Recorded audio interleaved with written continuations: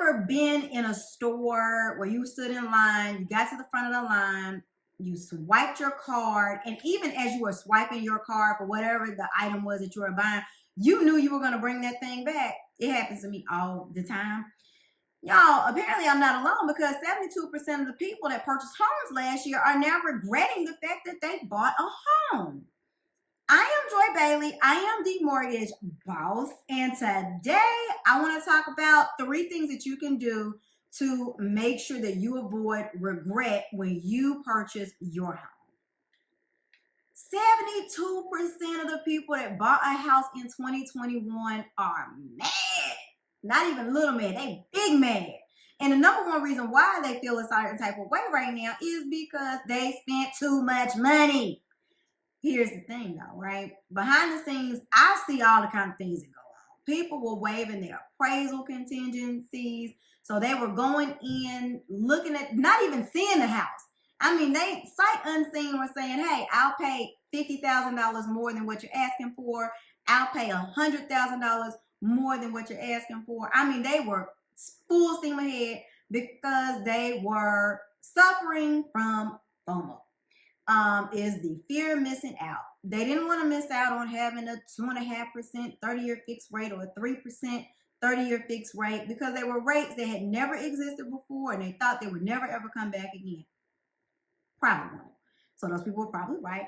But the thing a lot of people don't think about when they hear these type of statements is most of these people were taking a calculated risk.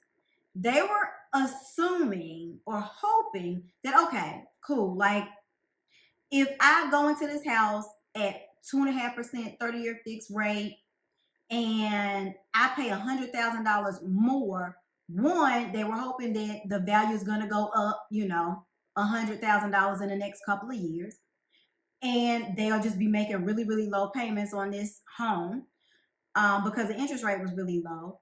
Or the other part of that was they were like, well, I don't want to miss the wave, and hopefully values that keep going up, and I'm not the one that's buying at the top of the market.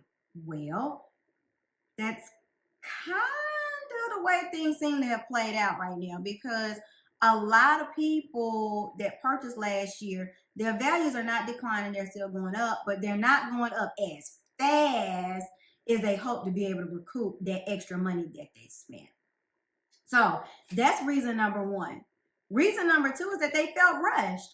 I know people felt rushed. Y'all, I am on the other side where I get the phone calls at 6 o'clock saying, hey, can you update my pre-approval? I gotta make my offer. I gotta get my offer in. The offer's due in 30 minutes. They're not taking no more. And it's rush. They felt rushed because they were trying to hurry up and get an offer put in a property because they didn't know when the next one was going to come around that would be similar to that would be identical to that.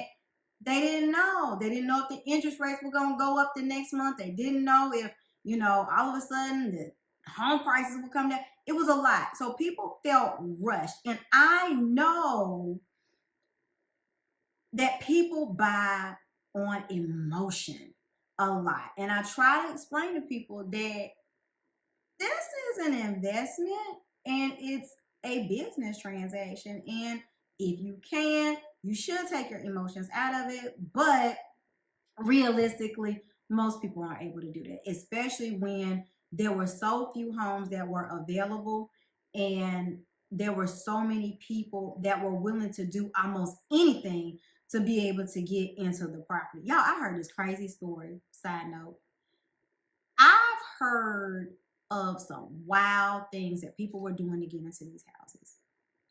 I heard a story where a person, a buyer, put in their sales contract that they would buy the seller a car. A whole car, not a half a car, not a bicycle, not a Huffy, an actual car. I mean, and I suppose that kind of is equivalent. I mean, that would be equivalent to somebody paying $100,000 over the asking price. But just to articulate, hey, for me to get your house, I'll give you a car. That is wild. So it was a lot that was pressuring people into purchasing homes and pressuring them and purchasing them very, very, very quickly.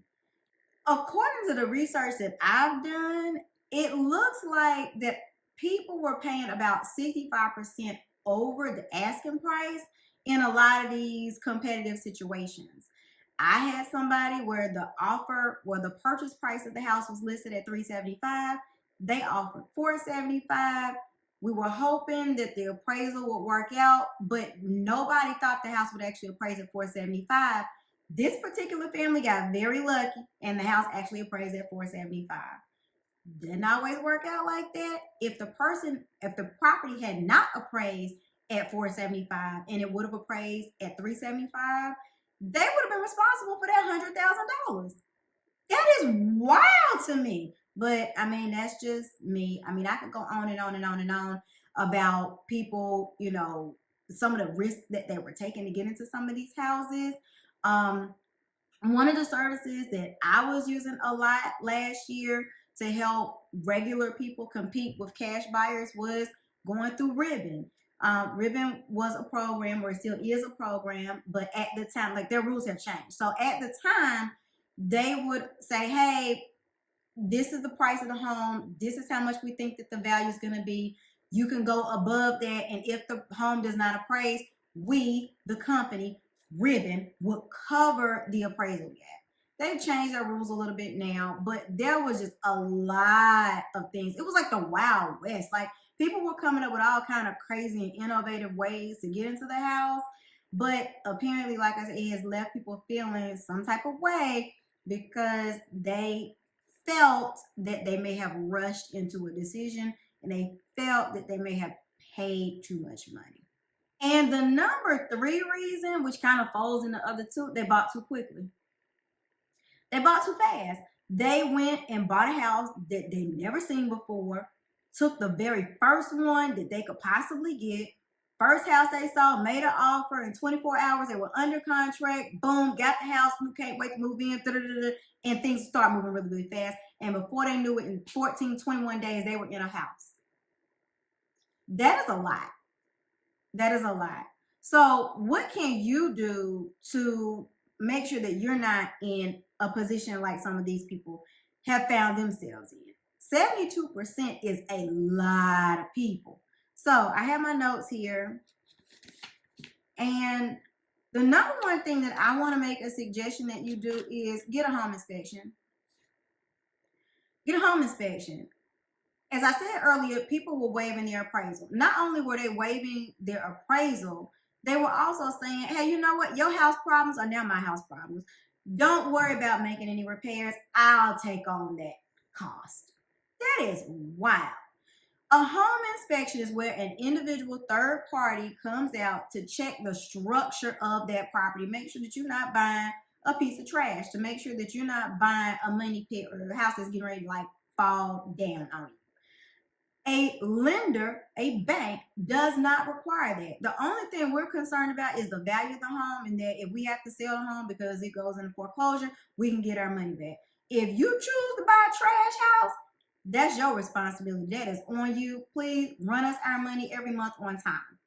However, it is always strongly recommended that you get a home inspection just to be sure that you're not getting yourself into a situation where you are encountering thousands and thousands and thousands of dollars in home repairs. 77% of the people that purchase homes have had expenses in this first year of over $1,000 in repairs. That's a lot of money.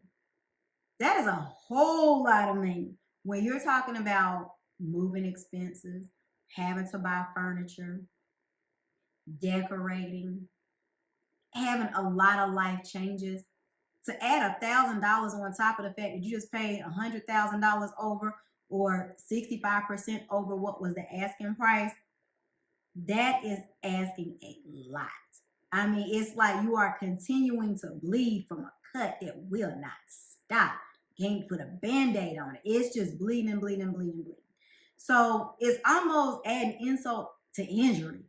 Paying too much for a house and then having to turn around and pay for repairs that you paid too much for, on a house that you paid too much for. That's crazy. So my number one suggestion is to make sure that you get a home inspection.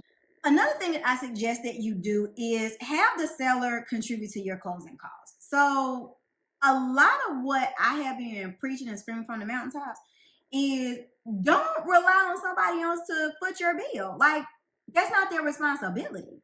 And especially when you have 10, 15, 20, 50 people wanting to purchase a particular home from somebody and they're willing to go above and beyond the asking price and waive the inspection and appraisal and all of this, and you coming in there talking about you want them to pay your closing costs, it was a hard no. Well, guess what? We don't have 50 people banging down the door of anybody's house right now, at least not in the Charlotte market. And I'm licensed in multiple places, and that's just not the story that I've been hearing. So now might be the time that we're starting to kind of transition a little bit to get back to the place where you are responsible for your down payment and that the seller may be incentivized to cover your closing costs. And I mean, that could be a big deal because closing costs can be 2 or 3 or sometimes 4% of whatever that purchase price is. So that would be a great way to avoid overextending yourself. It would be a great way to avoid having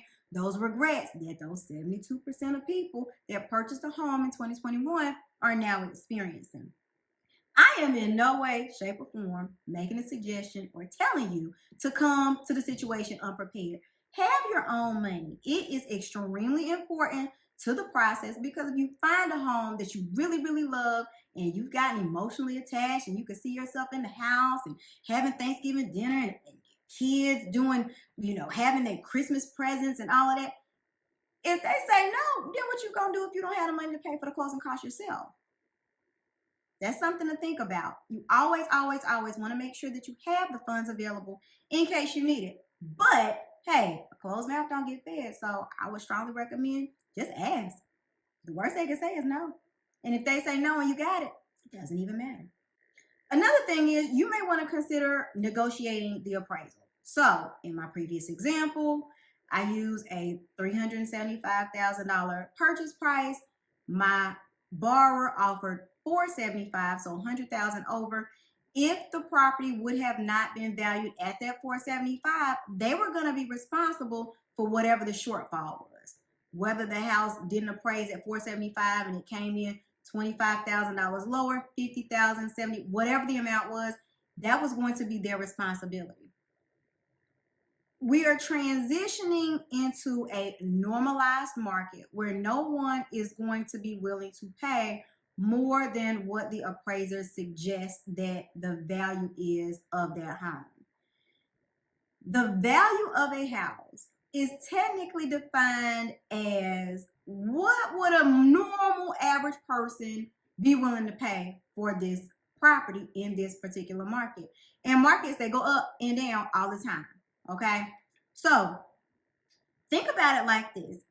If you're not having 30, 40, 50 people making an offer on a property, you don't have the same stress of feeling obligated to overextend yourself and cover whatever the gap is that is between the appraised value and what you've offered.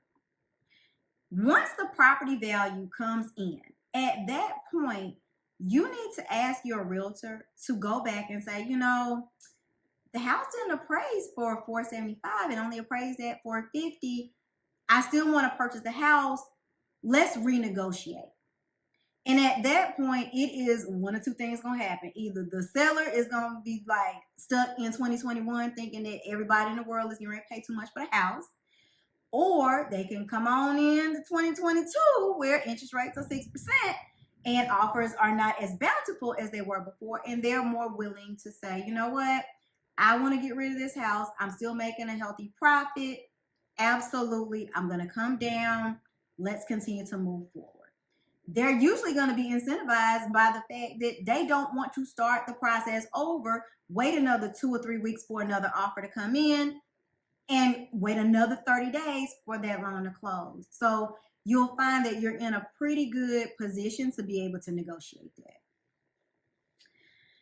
The last thing that I would recommend is finding a realtor that is in your corner. There are still realtors that are going in super aggressive and may be hyping up things a little bit beyond what they are.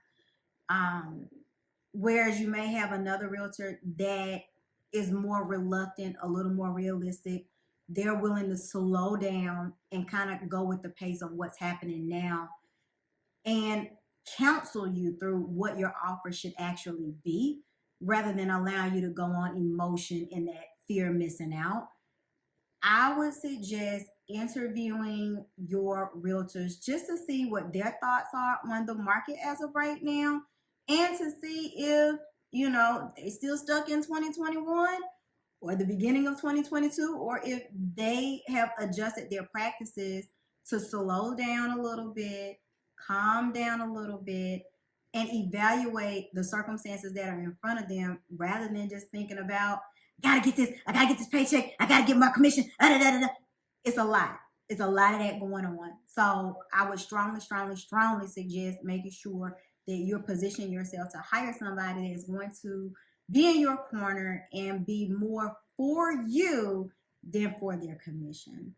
Because, we do work on commission and getting paid is important, but it shouldn't supersede your best interest.